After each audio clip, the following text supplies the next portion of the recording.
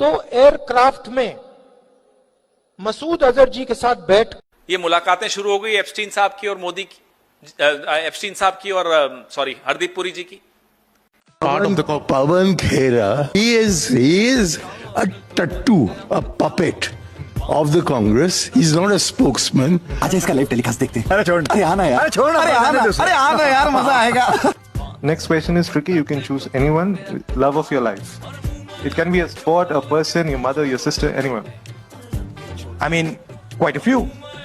You can name one or two for I mean, us. my mother, my sister, my little puppy these days.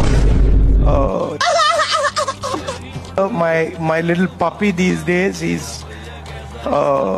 you know.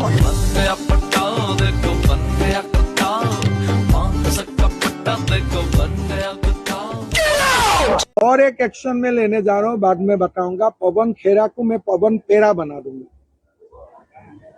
थोड़ा दिन इंतजार करें। लेकिन आगे बढ़ने से पहले कुछ एक है जो आप सुन लीजिए और उसके बाद हम चर्चा करेंगे। Please play the video.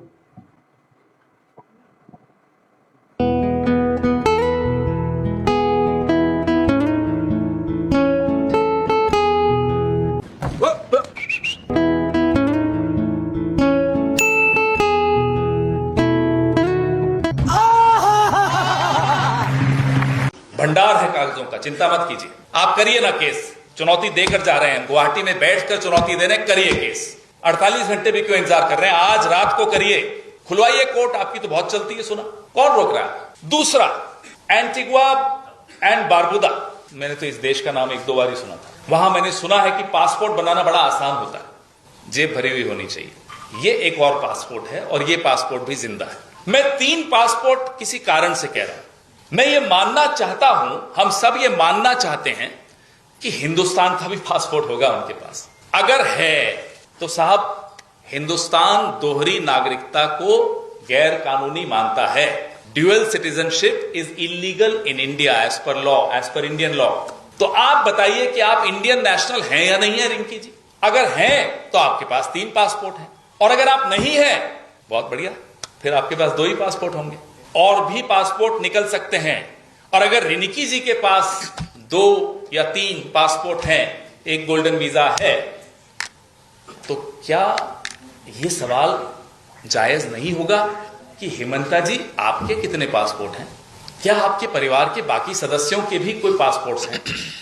ये जरूरत क्या पड़ी इन पासपोर्ट्स की, इन केवाईसी कागजों की? नकली हैं, असली हैं, आपने जमा किए, क्यों किए, हमें नहीं मालूम, आप बताइए। वाराणसी में एक शख्स हैं राजकमल दास, नाम बड़ा गौर फरमाइएगा, राजकमल दास। 45 बच्चे हैं साहब उनके, वोटर लिस्ट के हिसाब से। नाम से समझ में आ जाता है कमल का राज रहे, इसलिए वो बेचारे ऐसे दास बन गए कि 45 बच्चे एक वोटर लिस्ट में, एक पते में, एक परिवार के। अब पता चला आपको ये घर घर मोदी कैसे जीते। Fact check has been done and that particular address which you are mentioning, that is basically a mud.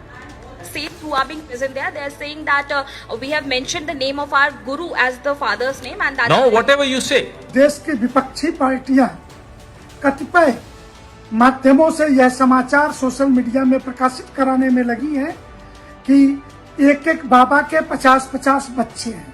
यह उन्हें पता होना चाहिए कि जब हम अपने माता पिता को छोड़ करके आते हैं तो आश्रमों के अंदर रहने वाले ब्रह्मचारी जो 18 वर्ष से अधिक आयु के हैं, जिनका मतदाता परिचय कार्ड बनेगा, या 18 वर्ष से कम है जिनका आधार कार्ड बनेगा, उनमें पिता के स्थान पे उनके गुरु का नाम ही होता है।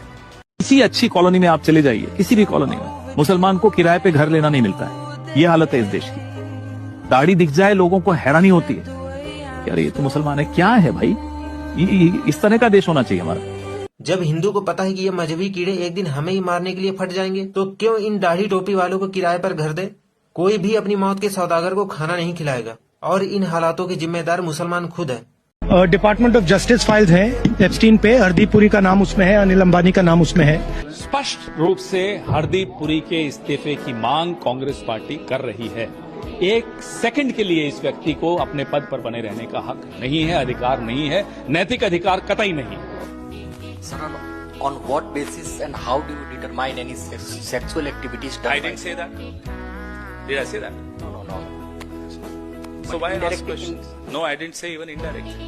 ने कहा था कि दिसंबर 2025 के कंपनी के मिनट्स का जिक्र आपने किया था दिल्ली के प्रेसर में।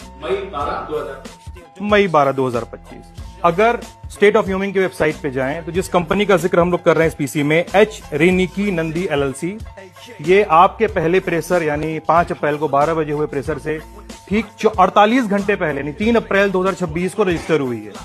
नहीं, गलत है। पवन खेरा ने ऐसी अश्लील भाषा का प्रयोग क्यों किया? जब अटल बिहारी वाजपेयी जी जेपीसी बैठा सकते थे तो दामोदर दास मोदी को क्या प्रॉब्लम है? गौतम दास है दामोदर दास, सॉरी, नाम भले दामोदर दास है, काम गौतम दास है। पवन खेरा को तो नरेंद्र मोदी से सीख लेनी चाहिए। कितनी शालीन भाषा है हमारे प्रधानमंत्री की। ये कांग्रेस की कौन सी विधवा थी जिसके खाते में रुपया जाता था? इस देश में कभी किसी ने 50 करोड़ की गर्लफ्रेंड देखी है? 50 करोड़ की गर्लफ्रेंड ये गरीब देश में। मेरी आपको प्रार्थना है, रेणुका जी को कुछ मत कीजिए। रामायण सीरियल के बाद ऐसी हंसी सुनने का आज सौभाग्य मिला। बाथरूम में रेनकोट पहन करके नहाना, ये कला तो डॉक्टर साहब ही जानते हैं और कोई नहीं जानता। देखा पवन खेरा, इसीलिए माफी मांगो, इस्तीफा दो। ऐसे और वीडियोस देखने के लिए सब्सक्राइब बटन दबाएं। साहब, मैं आपको ना एक इंडियन कांग्रेस के एक रहनुमा है, उनका नाम है पवन खीर साहब।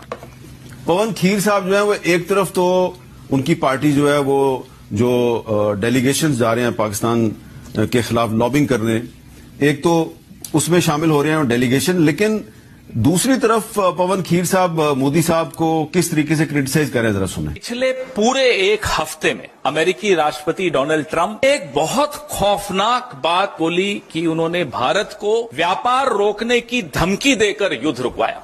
तो सिंदूर का सौदा होता रहा, प्रधानमंत्री चुप रहे। विदेश मंत्री के मुंह से एक शब्द नहीं निकल रहा, एक शब्द नहीं निकल रहा, दोनों के मुंह से नहीं निकल रहा। ये मैंने एक क्लिप इसलिए चलाया है कि इंडियन कांग्रेस के एक सीनियर रहनुमा जो हैं वो ये कह रहे हैं कि सिंदूर का सौदा होता रहा और मोदी साहब और विदेश मंत्री साहब जो हैं वो खामोश रहे। इतना बड़ा इल्जाम लगा दिया उन्होंने।